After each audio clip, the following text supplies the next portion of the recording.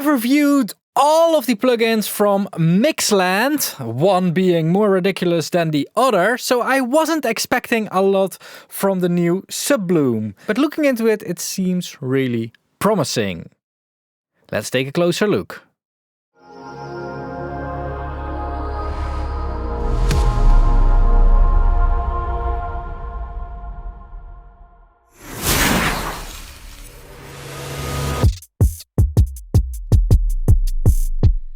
That's deep. Subloom, the next generation of drum mixing plugins. So it's a sub-synthesizer, makes your mixes sound bigger, better and more powerful. Most of all better. It most of all makes your mixes sound better. Whatever that may mean. You can lower to new heights. So it's about, of course, Subloom, it's about low end then. Kick, sub. Dial in your main drum sound with aggressive British style EQ, transient control and saturation. Use the sub channel to create the perfect low end, trigger a flexible subsine wave and powers. I can't read that fast. Pitch dive. Oh yeah, of course, yeah. Okay. But wait a second, this is a Mixbus plugin. This is not on individual instruments, at least not this demo, because everything is changing. So the kick is not the thing you touch with your feet, it's the kick from the sound, like getting the kick out of it. Is that what they're saying? I'm confused, I don't know. Get your fully functional 7-day trial now at mixland.io. So it's a drum mixing console, but it doesn't really say if it's meant to be 2-channel console for mixing both your drum sound and a triggered sine wave together for a massive sound. Pitch dive section, really cool, we're going to play with that. Comprehensive EQ with high pass filter, low pass filter, aggressive British style 3-band EQ, and you can of course place the EQ in front or after the rest. High quality sound, it delivers high quality sound that will make your drums sound their best. You know what? We're just going to try what it will do. Maybe we're going to use it wrong, but if it sounds good when used wrong, then is that really being used wrong? Before I'm going to test it, quick disclosure, Mixland did send me this plugin, which is weird on its own, considering that I haven't been the most positive about their former plugins, but they did send me this plugin actually before the release. They also did send a license to me, so I could check it out at my own pace. However, they have no saying in my opinion and in my videos, but I think that was clear from the former videos already. If you appreciate that, make sure to check out my affiliate links. I'll link Thomas Sweetwater over here and Plugin Boutique over here. Links will also be in the description down below. I'm going to try the Subloom on a drum track from Darude. The track is called Never Gonna Give You Up. Alright. So it's on the kick now. And it's already doing something. Some compression niceness something. So our filters with a resonance frequency in there.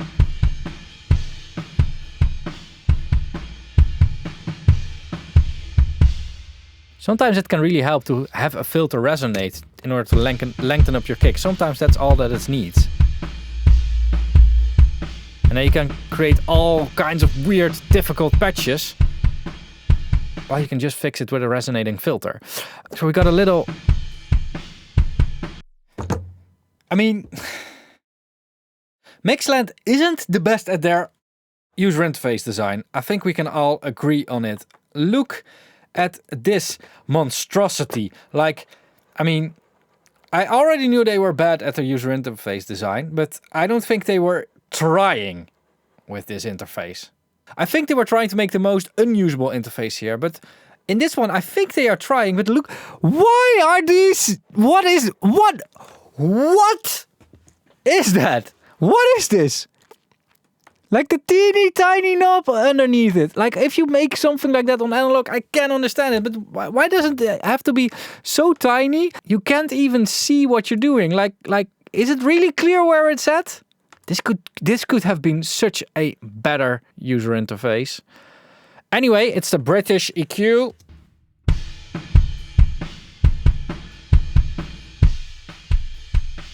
Oh, we can see what we're doing here. Oh, that's cool. So at least we know roughly what we are doing.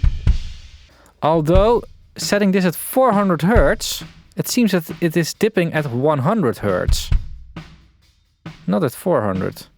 I don't know what's going on there, but it's not doing what I'm expecting it to do. I mean, judging by the frequency selection in here, it is really made for the kick. I also think that there's something going on here. Let's turn that off. Mute, okay. Cool, so we have a transient setting.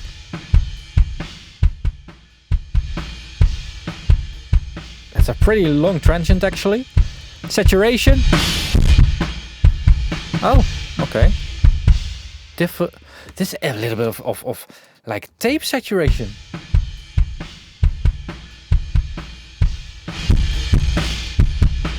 And that lights up our tube as well in here. Of course, it's one big gaining nightmare because, you know, making an easy to use plugin and just taking some jobs out of the hands of an engineer is too much to ask, I think. And apparently there are also opinions about that.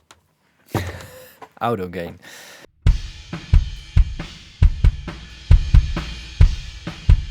Warp. Oh, according to the manual, it changes how the EQ and saturation work together.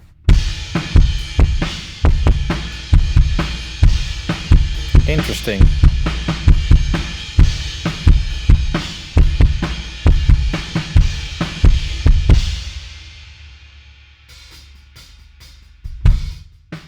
It is indeed like a toolbox for creating some kick stuff. So we also have a sub generator in here that probably will create some sub frequencies in here. Yeah. Yeah, and we can of course create an envelope in here, like a volume envelope. Pitch dive.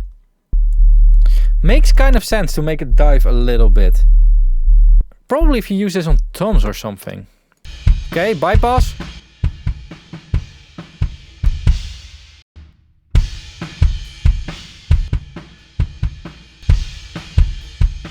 I mean, not bad. So what I want to do as well is try this thing out on the drum bus. Just to see what will happen. I don't know if that's the way to use it, but I think it can do something. I think. So...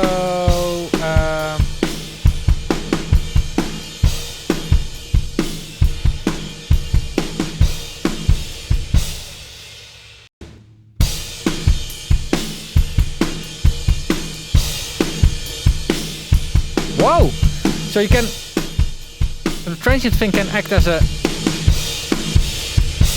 compressor actually. Wow, that's cool. Now it needs a parallel knob. It needs a parallel knob now. That would be nice. Or you of course create it yourself as well as a parallel compressor. I mean, I have a dry, wet and reaper here.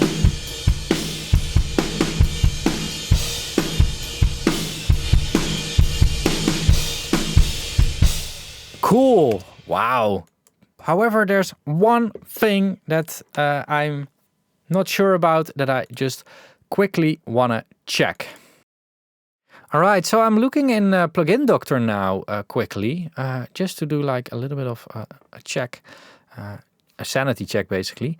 And indeed, if I'm setting this to 400, it is boosting at 200 here. Like the peak of the bell is at 200. If I'm setting this to 800, the peak is at 400. If I'm setting this to 1200, the peak is at 700 something.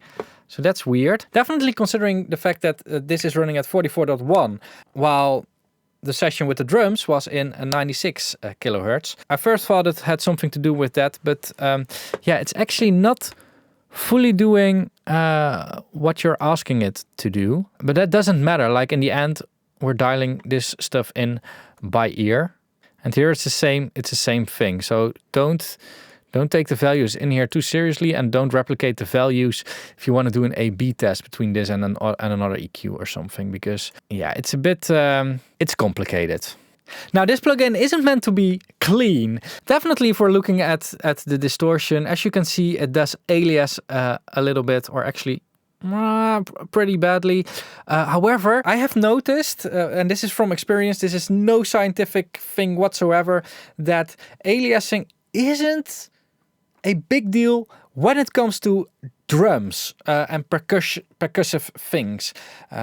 Aliasing really starts to annoy me on more melodic things. The only thing on percussion where it could annoy me is on cymbals and that kind of stuff. So yeah, if you're looking for a plugin that perfectly oversamples and all that kind of stuff, maybe this isn't the one for you. And how I'm looking at this plugin is basically as a package. Every single element of this plugin isn't that spectacular. All these elements are elements we have already seen in separate plugins, and you know, they're not special things. However, the package and packaging them together in this way is something that some people prefer. Some people just like modularity. I'm more of a modularity type of person. But in the studio, you do not constantly want to patch things together and work on that. Sometimes you just want to create a result. And this is what these type of plugins are for. The only thing I would love to see actually, maybe just the freak in me, an oversampling button. So that you can turn it on and off. And that, I don't know, that maybe we can also test this as reviewers, how much of a difference this actually makes on such a plugin.